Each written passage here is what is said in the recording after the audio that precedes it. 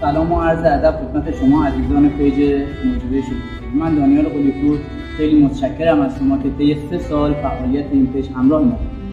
با حمایت شما و هزینه تبلیغات ما موفق شدیم که این 2 ویلچر رو برای 2 عزیز که خانواده هستن تهیه بکنیم. امروز من مطلع شدم که این 2 عزیز دستفروش هستن. خواستم از این طریق ازتون بخوام که حمایت کنید از این افرادی که بالاخره برای حفظ کرامتشون دستفروشی میکنن و تلاش میکنن که امرار معاش کنن.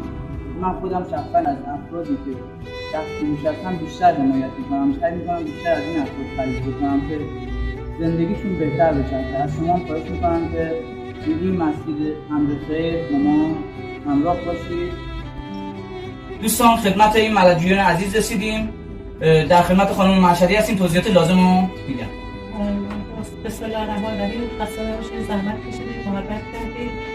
این خانواده ستا از خانواده هستن، خانواده مردم هستن که از طریق مرکز نیکوکاری صاحب زمان معرفی شدن که 2 تا ویلچر رو تقدیم کردن به عزیزان گرامی.